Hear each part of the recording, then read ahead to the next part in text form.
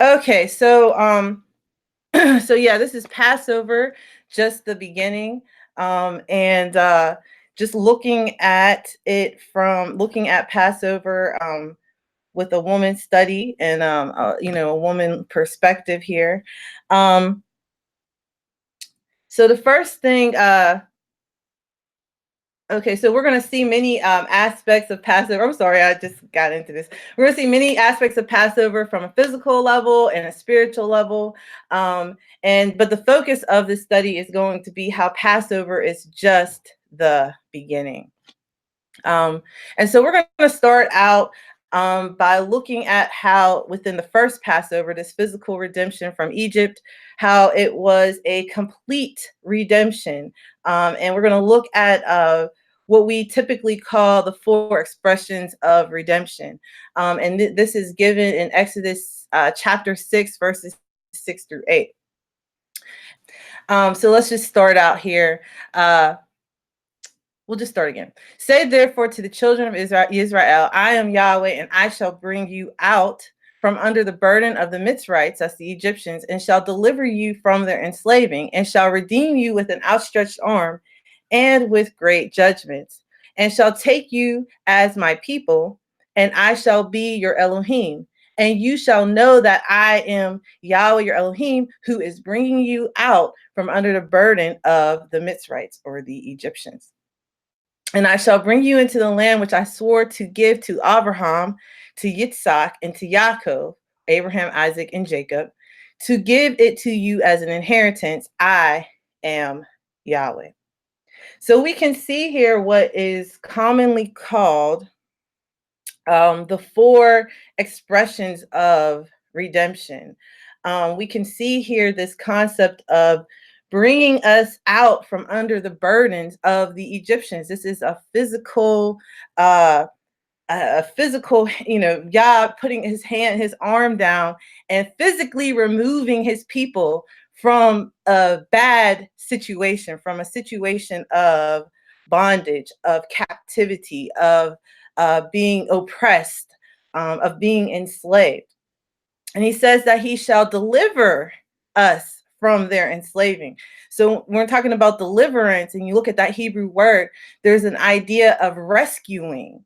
So, we're in like an ocean or something and we can't help ourselves. We can't in and of ourselves say, I'm going to get up from this bondage and walk away. I'm going to walk out of captivity. We can't say that. So he says he's going to rescue us. He's going to physically remove us by rescuing us. But not only by rescuing us, he does things the right way. He says he will redeem us with an outstretched arm. And when we look at the concept of redemption, this whole idea of the kinsman redeemer, of this person who is our relative and who is able to buy a slave back from being enslaved, comes into play here, because he's not just stealing us, he's saying he's redeeming us with an outstretched arm, with great judgments. He's going to buy us back in full. And then it says here that I shall take you as my people, and I shall be your Elohim. So what does that mean? When we're talking about the word to take here, the word to take here is the same word, or it's a word that could also mean to marry. So when, for example, in Genesis 25, verse 1, where it says that Abraham um, took a wife, it's that same word, to take. And so when he says he's going to take us as his people, that means that he's going to put his name on us. That means that he's going to literally be, our Elohim. We're going to look at him as our Elohim, and he's going to look at us as his people. And so this is a spiritual thing as well. When you think about taking a bride, he's going to physically deliver us from captivity, but beyond that, he's going to make us his own. And so that is a spiritual transformation. That's a spiritual process. And so we could see here a complete redemption. We could see here a complete picture of our redemption. And we can also see how Passover, this is the beginning here, right? We're at the very beginning. Passover was the method of the redemption. Passover was the method that he redeemed us by. But I want to talk a little bit about why we was redeemed in the first place. What was the point of our redemption? Why did he take us out of captivity? Why did he take us out of Egypt? Why did he call us and bring us into being his people? Was it so that we could just, be our own persons and our own nation and everything like that? Exactly. This is the first time that he accepted us as a whole as a nation that was his, right? That's exactly right. Bit yeah. And then Natalie says to take as a marriage to form a ketubah or a marriage covenant. Exactly. That is exactly right. He's not just taking us out just so that we could be our own nation. He took us out to be his. He took us out to be his people. I'm getting excited here. I'm sorry. But I mean, it's exciting. This is an exciting thing, right? We was just these down and out slaves, you know what I mean? Working day and night, bricks and all this stuff. And he said, hey, I'm ready to take you out. I'm ready to take you as my bride. I'm ready to put a crown upon your head. That's what he said. And so he took us out in order to and bought us with a price in order for us to be his holy covenant people. Hallelujah. Hallelujah. And so that's the goal, and the end result. If I can go back, I don't even know how to go back on this. There it goes. It's easy. The end result is verse 8. And I shall bring you into the land which I swore to give to Abraham and to give to Isaac and to give to Jacob, to give it to you as an inheritance. This is the idea of dwelling. So just like what Natalie said about marrying, the groom would bring his bride to a place. And so this was the place that Yah was going to bring his bride to. And when we look ahead, we're not going to talk about this in this lesson, but we look ahead, that is a Shabbat. You know what I mean? When he dwells with his people, that's what Shabbat is all about. But that's all I'm going to say about Shabbat for right now. So let me just calm myself down a little bit here. But we're going to go ahead and we're going to read. We're going to go to Exodus. If you guys have some notes out, we're going to go to Exodus chapter 12, verses 1 through 28. So I'm going to try to pull that up here. If anything, if you don't see anything on the video, if you could just let me know, because I might not know. But if I could see it in the comment section, that would be helpful. See if I can make this as big as I can. And I'm going to be reading from, this is the scriptures version. I'm going to be reading from this version only because it has names in it. And I'm not really sure, who's watching this broadcast. And I would just like for everyone to be able to follow along with me and not have to say, well, what is she reading? Why is she reading the Tetragrammaton when it says this in English? So that's why I'm doing the scriptures version. Or the ISR as it's commonly called. So we're going to look at Exodus chapter 12. We're going to go verses 1 through 28. So I'm going to go ahead and read.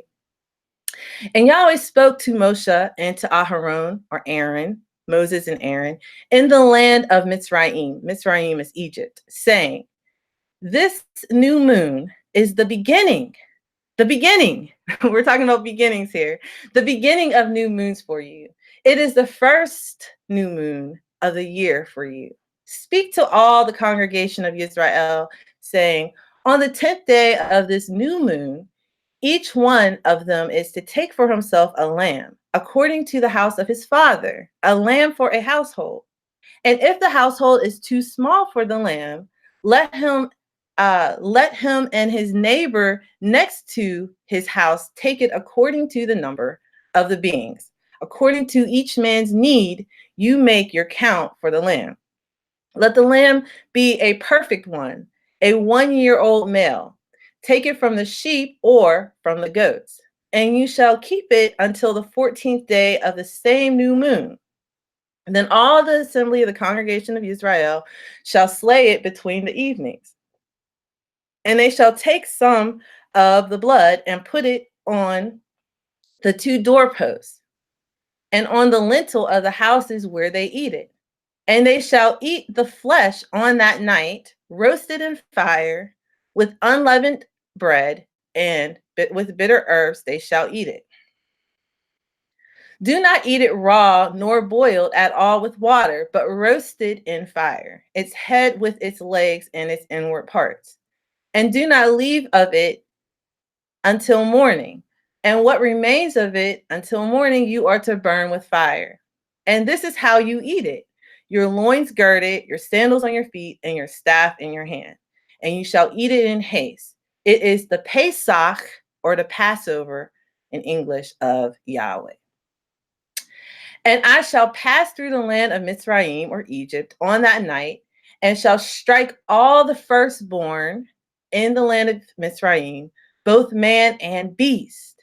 And on all the mighty ones of Mitzrayim I shall execute judgment. I am Yahweh. And the blood shall be a sign for you on the houses where you are. And when I see the blood, I shall pass over you, and let the plague not come on you to destroy you when I strike the land of Mitzrayim. And this day shall become to you a remembrance, and you shall celebrate it as a festival to Yahweh throughout your generations. Celebrate it as a festival, an everlasting law.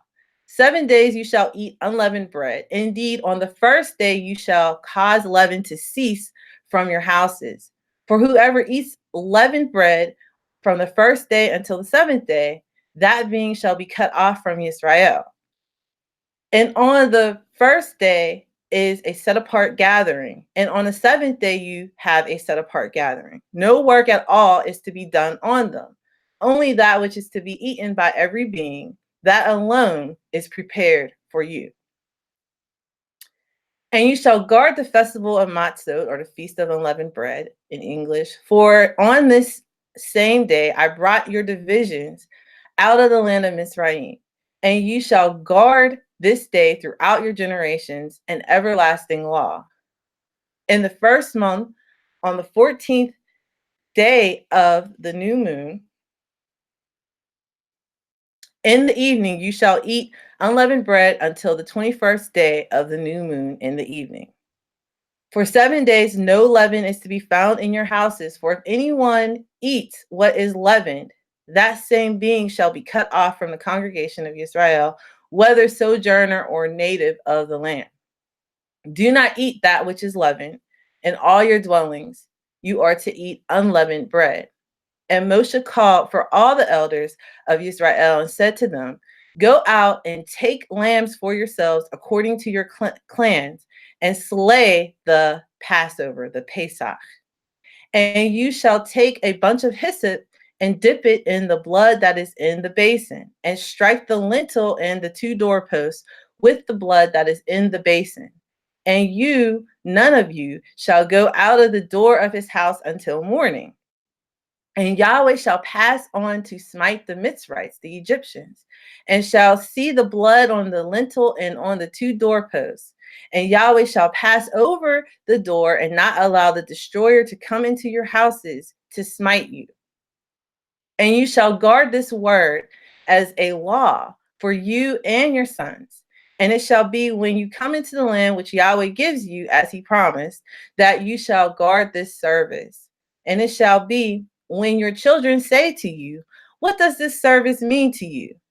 Then you shall say, it is the Pesach, or Passover slaughtering of Yahweh, who passed over the houses of the children of Israel and Mizraim, when he smote the Mitzrites, or Egyptians, and delivered our households. And the people bowed their heads and did obeisance. And the children of Israel went away and did so, as Yahweh commanded Moshe and Aharon, so they did. That was kind of long, but we have to read the verses in order to understand, where we're coming from with all of this. So now we're going to go and we're going to talk about those verses a little bit. and I probably should have covered up covered up some of these points that I'm making because you're going to see them all at once, but whatever. So let's just talk about looking at the beginning. Looking at the beginning, and when we're looking at the beginning, and Passover being the beginning, we can see that Passover occurs in the first month of the year. Um, it occurs at the beginning. It says the beginning of new moons or the beginning of the year. When does the beginning of the year take place? Does it take place in the middle of winter? Does it take place, in the winter when there's no life to be seen, when the earth is barren, or actually the life is underneath the ground, that's when life is, the seeds and everything are developing underground. But when you look at the surface of the ground, you don't see any life. You don't see any signs of life, in the winter. um, so Passover is when you begin to start seeing signs of life, when you begin to see signs of rebirth, when you begin to see signs of renewal. And so it's no wonder that Passover is at the beginning of the year. It's in the first new moon of the year for us. The second thing that we can see, looking at Exodus chapter 12, verses 1 through 28, or the second thing that I have written down, I should say, because you may have seen some other things. When we look at verse 11, it says, "And this is how you eat it." And this is on the first Passover. This is how they ate the lamb on the first Passover. With your loins girded, your sandals on your feet, and your staff in your hand. It says, "You shall eat it in haste. It is the Pesach, or the Passover of Yahweh." And what I'm focusing on when I'm looking at this is, it is the Pesach, that's the Hebrew word for Passover, of Yahweh. It is the Passover of Yahweh. So when we're looking at the word Passover, has several connotations through time. But the original connotation, original meaning of the word Passover was the actual lamb that was slain and that was eaten. It wasn't like it wasn't like, the day or the night or whatever. It was the actual lamb. Because it says here, it is the Pesach, or the Passover of Yahweh. So the actual lamb itself is the Passover. And we're going to be looking at Yeshua, we're going to be looking at the Messiah and everything like that. But it just it refers to that lamb sacrifice. And it has come to denote that whole night, and the first night of the Feast of Unleavened Bread. And by the time of Yeshua, the time of the Second Temple, it denotes the entire feast. So if I say, we're celebrating Passover, it could mean the entire, week of the Feast of Unleavened Bread now. And the third thing that I wanted to bring out from these scriptures is coming from verse 12. And verse 12 says, "And I shall pass through the land of Mizraim on that night, and shall strike all the firstborn of the land of Mizraim, in the land of Mizraim, both man and beast. And on all the mighty ones of Mizraim I shall execute judgment. I am Yahweh."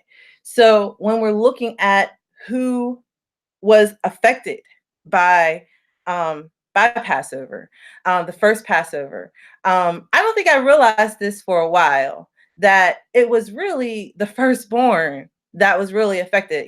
If you was a secondborn or a thirdborn or a fourthborn or whatever, you really wasn't affected by that first Passover. It's really the firstborn, the beginning of strength, that are affected by Passover. And so I want to talk about this for a couple of minutes, how it's the firstborn, or the beginning, that was affected by it. When we look at what Jacob said in Genesis chapter 48, verse 18, he said, "Reuben, thou art my firstborn, my might, and the beginning of my strength, the excellency of dignity, and the excellency of power. And so we could kind of see here, of course, Reuben, he wasn't about to receive good news at this time, but we can see the position that the firstborn had amongst ancient Israel. And so we can see if we go to Exodus chapter 4, verse 22. I'm not going to go there, but you could go there. Exodus chapter 4, verse 22. Yah calls Israel his firstborn son. He says, "And thou shalt say unto Pharaoh, Thus saith Yahweh, Israel is my son, even my firstborn." So we could kind of see here the place and the position that Israel had in the sight and in the mind of Yahweh. And so we can also see that the Levitical priesthood ends up replacing the firstborn priesthood. If you go to Numbers, I have two verses here: Numbers chapter 3, verse 41, Numbers chapter 8, verse 18. You could see how the firstborn had this position of even being a priest, and the Levitical priesthood came, and they kind of redeemed the people, the firstborn of the people, and they became the priesthood of the Almighty, of Israel. And then we can see that the firstborn of Israel, both of animals and of people, sheep, goats, cattle, humans were redeemed. That there was this whole process and this whole thought process of redemption of the firstborn. So the firstborn had value. They had, it wasn't just a simple thing to be the firstborn. And then we can see, we go into the Brit Hadashah, we can see how the new covenant community, we are called the congregation of the firstborn in Hebrews chapter 12, verse 23. We're going to also look at the firstborn, looking at the crops even. I mean, the firstborn in the beginning of things was very important in ancient Israel. Just think about it. All winter, the rain is coming, it's banging down, you planted, you've done all your sowing and everything like that. Now you have to wait. You have to wait and see the crop come up out of the ground. And so when we're looking at that, even when you're looking at giving birth to a child, and we talked about this in, I believe it was, I don't know, if it was the sowing season video or teaching, I should say, or if it was the winter teaching, where I talked about the womb being like the earth. And okay, here it goes. Luke 2, verse 22 through 23. Natalie says, "Every male that opens the womb shall be consecrated to Yahweh."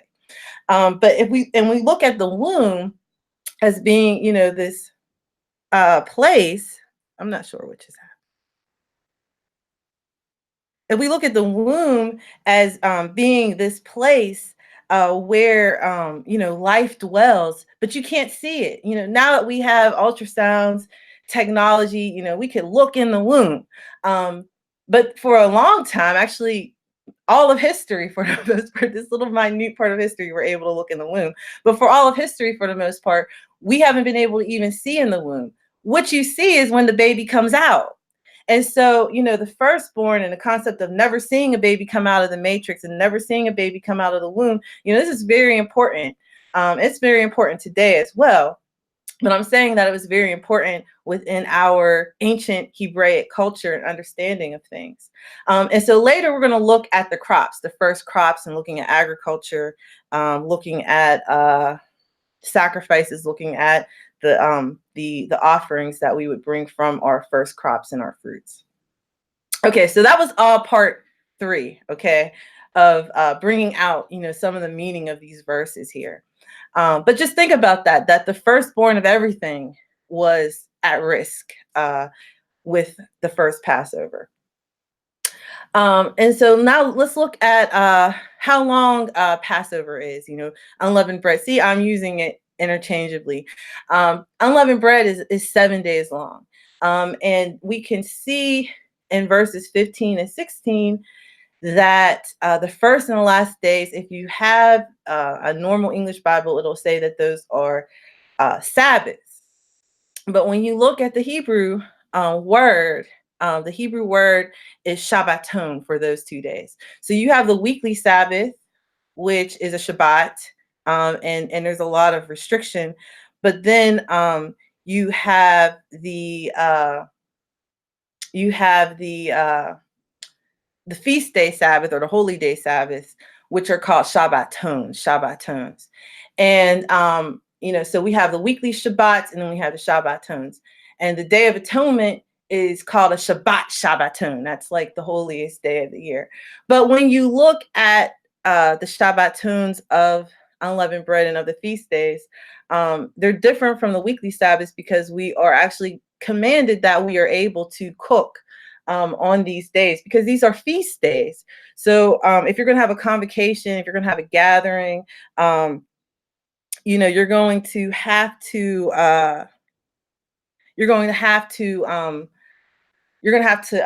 cook, and to have a joyful gathering and everything like that. And that's in verses 15 through 16. The fifth thing that I want to bring out here is that we are instructed to actually teach our children on Passover about the beginning of our redemption. So in these verses, of course, it's talking about the beginning of our redemption. We should really be having a celebration on Passover to the extent that our children should say, "Hey, Mom, why are you taking out all the bread in the house? Why aren't we eating our normal foods?" And then on Passover, why are we talking about Exodus right now? Throughout the week, it should be something that they're able to notice. Not just, we talk about these holy convocations. I really want to talk about that's a time of gathering for his people. So, if you have physical people that you can gather with for the holy days, I really believe that you should strive to gather for the holy days and have a holy convocation. But definitely have one in your home if you don't have a fellowship, and get into that word, and make it fun for the children so that they can actually notice that there's something different. This isn't to say that people aren't doing this at all. I'm not saying that, but what I'm saying is that it should just be in our mentality that we are purposefully kind of accenting this for them so that they're like, it says that they're going to ask, what does this service mean to you? You know what I mean? Like, this is a great thing that we're doing. What does this mean? And then we're supposed to instruct them, we're supposed to teach them about this. The beginning of our time and our experiences being a nation, and and as us as being in the new covenant, receiving Mashiach and being rescued from sin. Okay, there's a question here. I'm going to read it. Is firstborn the same as the firstborn son? If your firstborn was a daughter and your secondborn was a son, would he still be considered the firstborn? So I am not really I don't really consider myself to be an expert on this subject, but being that when we look at in Numbers, when we look at what happened and how the Levitical priesthood, I don't want to use the word replace, but when they kind of took over the priesthood from the congregation or the firstborn, it was really looking at the firstborn sons. So the redemption was made for the firstborn sons, that they would, the priests who were also sons, the Levites, I should say, who were sons, would take over. So I'm not sure about Passover in particular, but I do know that when we're looking at what eventually took place and what eventually transpired, that it was the sons that were looked at. So I hope that answers your question on that.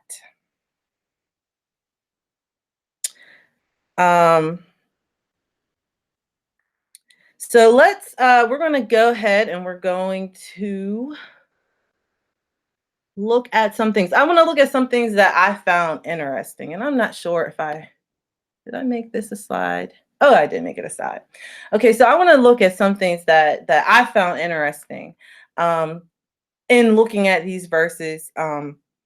When we are looking at matzah, when we're looking at the bread of affliction, we are required to change our diet for a whole week. Um, and so this is something that I think when people come in and they look at what we're doing, it looks weird. It looks very weird to the outside. I probably shouldn't use the word weird, but it looks peculiar. We'll use that word, peculiar. That sounds nicer. It looks peculiar that one day we was eating bread and cupcakes and cookies, and it was fine. And then the next day, it's like it's pork. It's not kosher anymore. We're not allowed to eat it. In fact, we're not even allowed to have it in our house.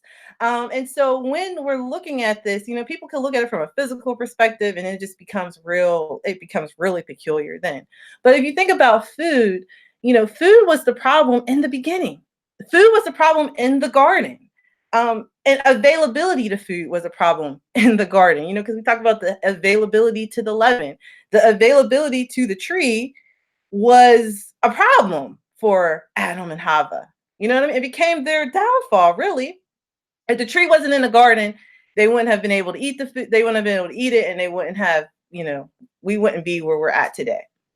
But so when we're looking at this from a spiritual perspective, we got to think about it that, food is intimately tied to our carnality. It's intimately tied to, it gets our attention. Let's just say that we're fasting for this whole week. Think about it like that. We're fasting from leaven. Just like on the Day of Atonement, we fast from food. Food is something that, it's a big part of our lives, okay? And it's what got us in the trouble in the first place. The second thing I want to focus on, or I want to look at here, is that women were primarily in charge of baking bread. This was primarily in the household. At least this was a woman's role. This was a woman's job. And bread today can be taken or left. In fact, people are gluten free. You shouldn't eat bread. You shouldn't, carbs, all this stuff. But they wasn't thinking about all that back then. In fact, bread was so important that it was lechem, the Hebrew word lechem, or bread, was synonymous for food in general. Food was called bread. And so when we're looking at this, we are looking at removing this leavened food and eating this unleavened food. But this changes the whole dynamic of our lives. This changes the whole dynamic of how we're living on a daily basis for just that week. The second thing is the third thing I want to look at here is that the beginning of bread, it actually starts unleavened. Now, the way that I make challah now, I actually started with yeast and water. I don't start it unleavened, but I'm going to go through the steps of making bread in a couple of in a slide here. So, but bread actually begins unleavened, and any type of bread, whether it's leavened bread or unleavened bread, it takes work. It takes kneading. It takes pressing, and the type of bread they would make, it would take rolling. And just think about how us as a people and us as people in general, we take a lot of work. We take a lot of work. I know the Most High had to do a lot of work on me in particular. I can't talk about other people. I can talk about myself, definitely. And he's still doing a work in me. So let me see here. Okay, so then we talk about Yeshua being the bread from heaven, and how we have to receive him. And so we have to become unleavened bread as well. So when we're looking at what type of bread we are, we should be that unleavened bread. Okay, so this is I'm gonna go to Exodus. We're gonna go out again. Let's go to Exodus. Go to Exodus chapter 12. We're still in chapter 12. Let's go down to verses 33 through 34. And this is where we'll bring in the bread and talking about women and bread. So let's look here. And the Mitzrites, or the Egyptians, were strong on the people to hasten to send them away out of the land. So this is after the whole Passover situation occurred. For they said, we are all dying.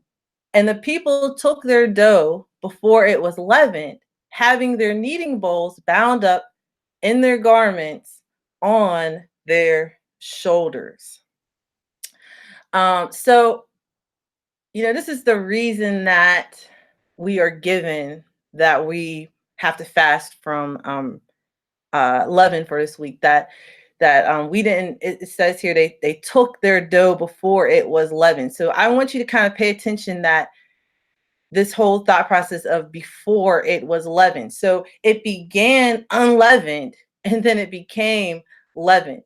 And so, what did that look like? I actually was I texted Bitya last night and I said, I want to know what this looks like. Kneading bowls bound up in their garments on their shoulders. I wanted to know what that looks like too. So we're going to talk about this a little bit.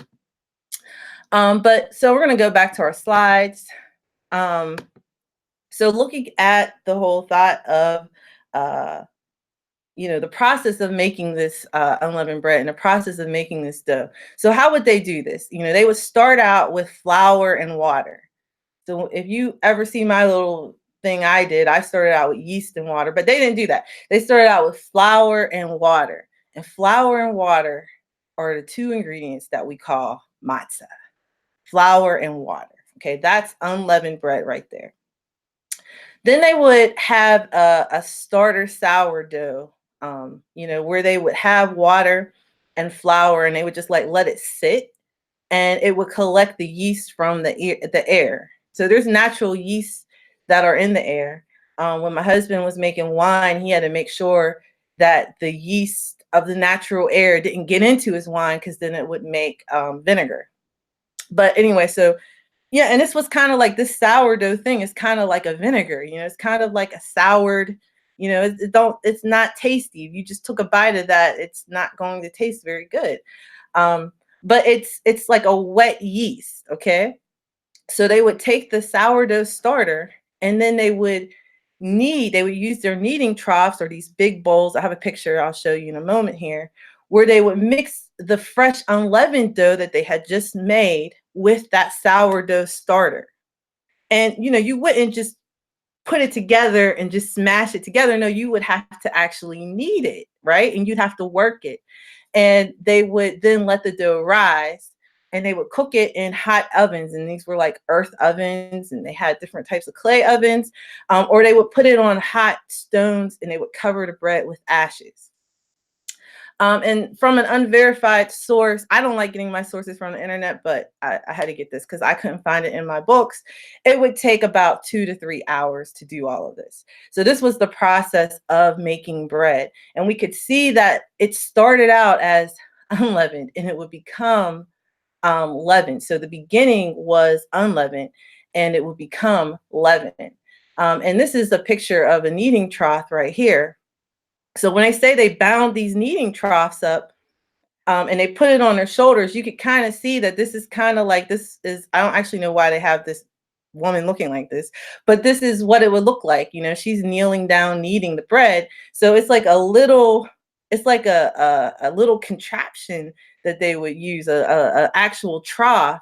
And so this is something that they could actually put over their shoulders as they are on their way out of the land.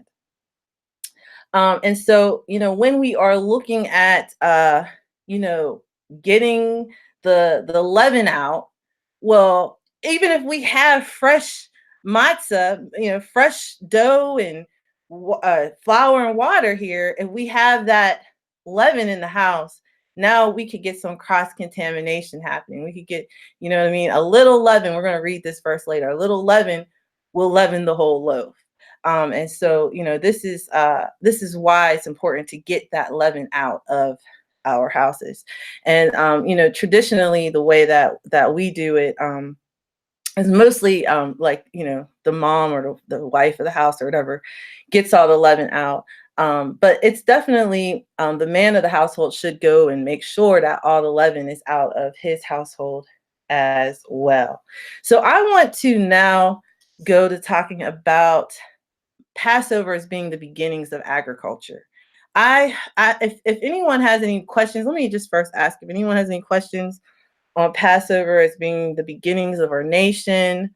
of being, the beginning of us as a people, the concept of bread and matzah and leavening and unleavening. Go ahead. So is leaven like dust? I don't know if I could call it dust or not, but it is. It's in the atmosphere. We have what you're breathing right now. There's natural yeast in the atmosphere actually, and so if you just let something sit, it will sour. I don't know if it's attracted to it because it's water and flour, or when my husband was making wine, it was grapes and I don't know what he had in there. I don't really know what he had in there, but when he was making he makes different types of wine and different things like that. He has to be very careful that the yeast of the atmosphere doesn't contaminate his mixture that he has. Is there any other comments or questions or anything of that nature? Okay, so we're going to keep this moving. If anyone has anything, you could always add it in. That's fine. Let's talk about Passovers being the beginnings of agriculture. Passover, all these feast days, there's so many different dimensions, so many different levels to it. And we're not going to cover it all here today. But I just want to hit on the beginnings of agriculture. And I kind of talked about that a little bit before, how, you're looking at the earth, you're looking at the surface, and, what comes up first. And so what I'm going to do, we're going to read Leviticus chapter 23, verses 4 through 14. That's what we're about to do right now. So you could go there in your Bibles, or you could follow along with me. 23, 4 through 14. Okay. These are the appointed times of Yahweh, set apart gatherings, which you shall proclaim at their appointed times. In the first new moon, on the 14th day of the new moon, between the evenings, is the Pesach, or the Passover, to Yahweh. And on the 15th day of this new moon is the festival of Matzot, or the Feast of Unleavened Bread, to Yahweh. 7 days you shall eat unleavened bread. On the first day you have a set apart gathering. You do no servile work. And you shall bring an offering made by fire to Yahweh for 7 days. On the 7th day is a set apart gathering. You do no servile work. And we're going to go into talking about the Feast of First Fruits. And Yahweh spoke to Moshe, saying, speak to the children of Israel, and you shall say to them, when you come into the land which I give you, and shall reap its harvest, then you shall bring a sheaf of the first fruits of your harvest to the priest. And he shall wave the sheaf before Yahweh for your acceptance. On the morrow after the Sabbath, the priest waves it. And on that day, when you wave the sheaf, you shall prepare a male lamb, a year old, a perfect one, as an ascending offering to Yahweh. And its grain offering, 2/10 of an ephah of fine flour mixed with oil, an offering made by fire to Yahweh, a sweet fragrance, and its drink offering, 1/4 a hin of wine. And you do not eat bread or roasted grain or fresh grain until the same day that you have brought an offering to Yahweh, a law forever throughout your generations in all your dwellings. So in these verses here, there is a connection. And I'm not sure if you caught that connection. You might have to read that again at home, in your personal Bible study time. But if you read these verses, there is a connection between Passover and the Feast of First Fruits, or Hag HaBikurim. There is a connection. And so when we're looking at Passover in an agricultural aspect and not in a redemption aspect, when we're looking at an agricultural aspect, it's connected to the Feast of First Fruits. And so on normal years, the Feast of First Fruits, or the Hag HaBikurim, that would occur on the Sunday after Passover. It occurs in the middle of the week of unleavened bread.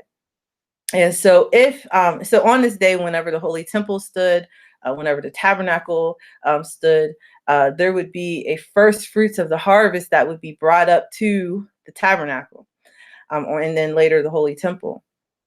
And so this first fruits, when we're thinking about it, just like the firstborn, when Jacob said he was the excellency, I gotta go back. What did he say? He said, "You are Reuben, you are my firstborn, my might and the beginning of my strength, the excellency of dignity and the excellency of power." So, when they're looking at people like that, they're actually looking at their agriculture like that. They're looking at their fruits and their harvest like that as well. And so the first fruits of the harvest are considered the best. And we know that the best is given to Yahweh. And so when we're looking at this, barley was the first crop that would spring up in the springtime.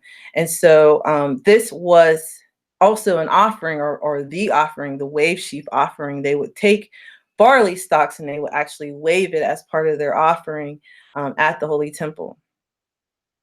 When we are looking at Habikarim, when we're looking at first fruits, this is also the beginning of our 50-day count to Shavuot, or Pentecost, if you are, Shavuot, the Feast of Weeks, Pentecost. These are all three different names for the same holiday or holy day, which would be whenever you would bring up whole loaves of wheat bread to the temple. And so there is a progression that, the spring feasts are all connected. And, my husband teaches on this very often, that the spring holy days are connected. You can't take Passover and unleavened bread out of context of Shavuot, because they're connected by this 50-day count. So barley wasn't actually the chief crop. It was the first crop that came up, but it wasn't the chief crop. Barley was a poor man's food. You could make bread from barley, but it was primarily, poor people's food, animal feed. People would eat it, but wheat was the chief harvest. And so you went from barley to wheat, basically. So it's a progression. Passover is the beginning of that progression, going from the barley first fruit offering to the wheat offering, the wheat harvest offering. And so there is a progression. And I hope that you could see that, where you're going from something that is primarily poor animal food, to going to something that is a chief food, makes the best bread. Barley bread is not as good as wheat bread. And so we could see that there is a progression here. So you start at Passover and Feast of Unleavened Bread, and you're counting up. You're counting up to Shavuot. Yeah, exactly. Barley was a common food. It wasn't like a chief, food. And so we can actually see this when we are starting to look at, and this is why, when we are doing we call it the Omer count, that count going from the Feast of First Fruits to Shavuot. We call it the Omer count, but every day of that count, and we're actually commanded to count. I'm not going to get into this because this is going into the next feast, but we're commanded to count the Omer. The reason that we're counting these days, and we're looking at ourselves and we're doing introspection, because where we started at Passover, we should be at a higher level of closeness to the Almighty by the time we get to Shavuot. And when we see that the first Passover after Yeshua died, going up into that first Pentecost, that first Shavuot, we could see that when Yeshua came back, he kind of had like a conference with his disciples, and was teaching them and giving them explanation of where he was in the scriptures. And then on the 50th day, they received the Ruach. They received the Holy Spirit. The Holy Spirit came down on the disciples, the apostles. And so we could see that even when we look at the new, the Brit Hadashah, when we look at the apostolic writings, the New Testament, as people might call it, we could actually see that progression even in the apostles of Messiah, that, they went from being these people who denied him at Passover, even to being these people that received power from on high. And this is very important to think about, that it's the power we get from on high that's going to actually bring us to the place that we need to be. Because, when we talked about being rescued, right? The children of Israel just couldn't walk out of Egypt. There was no walking out and freeing yourself. We had to be rescued. I want to now I want to go to Mark. Let's look at some of this with looking at Mashiach, and then let's start wrapping it up here. But when we're looking at Messiah and Mashiach, hallelujah, Yeshua as our Passover, there's levels to this. And so when we're looking at this thing that everybody calls the Last Supper, it was actually a Passover Seder that Yeshua had with his disciples. And it was there that he said in Mark chapter 14, verses 22 to 25, if this was KJV, it would be read. And as they were eating, Yeshua took bread, having blessed, and this is the unleavened bread, by the way, took bread, having blessed, broke it, gave it to them and said, "Take, eat, this is my body." And taking the cup, giving thanks, he gave it to them, and they all drank from it. And he said to them, "This is my blood, that of the renewed covenant, which is shed for many. Truly I say to you, I shall certainly no more drink of the fruit of the vine till that day when I drink it anew in the reign of Elohim." So when we're looking at this, Yeshua, he says that he is the bread and he's the wine. A lot of people call Passover Yeshua's memorial.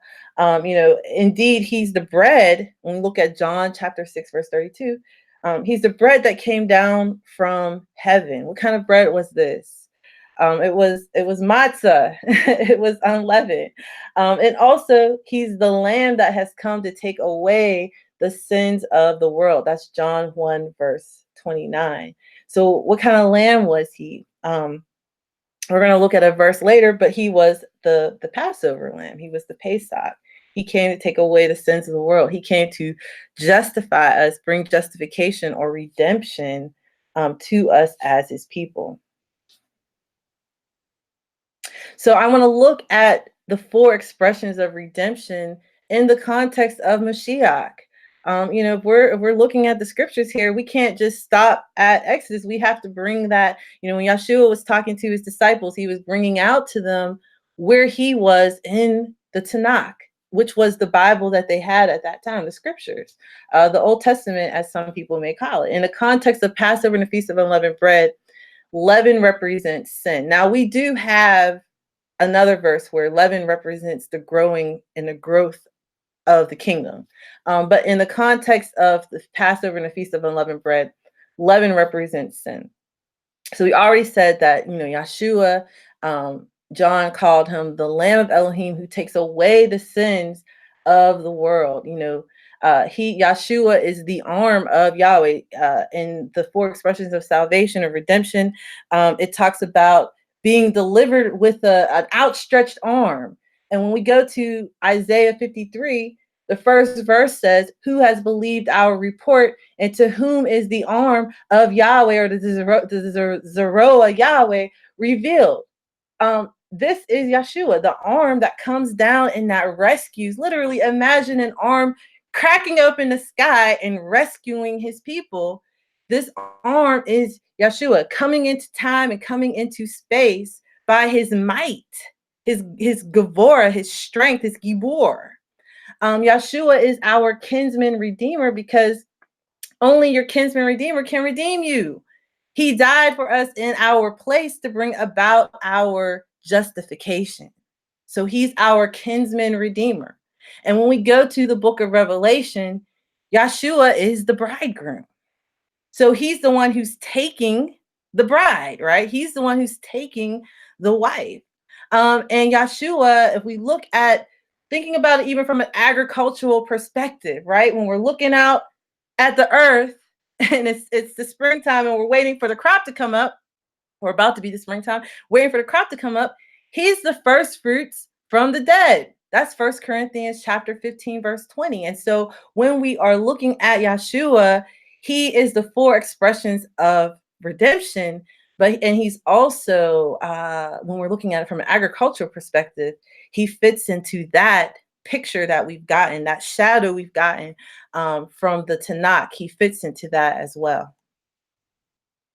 And I want to make this clear that receiving Yeshua, receiving Mashiach, is just the beginning. It's just the beginning. Think about the children of Israel when they came out of Egypt. Redemption for them was just the beginning.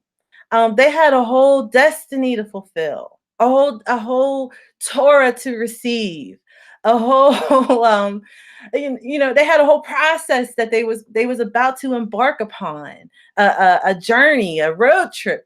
You know what I mean? They had a pillar of cloud and fire. They didn't see any of these things until Passover. It was just the beginning.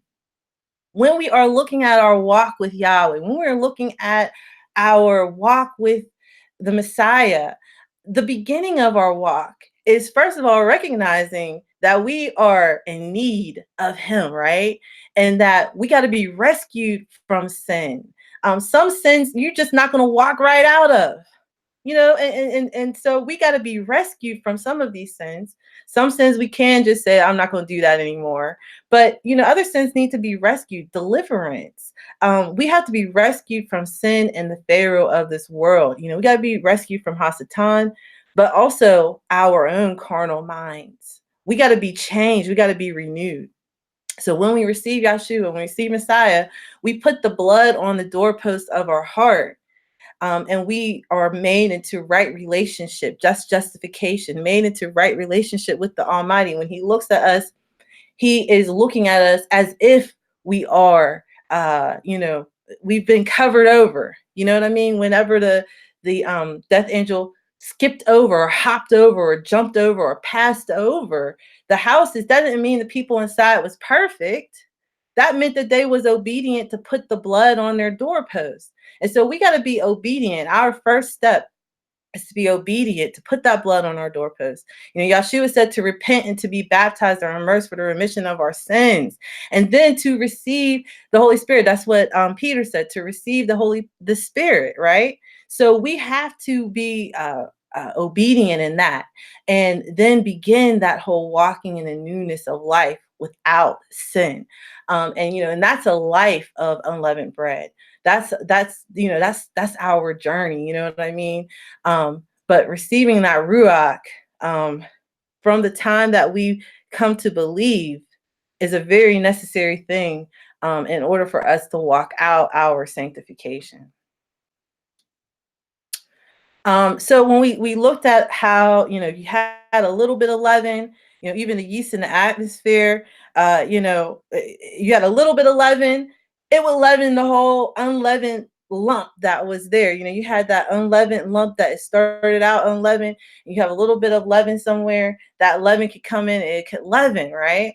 We're looking at 1 Corinthians 5 verses 6-8, and this the Apostle Shaul Paul, he's talking about an iniquity that's occurring in the community at that time.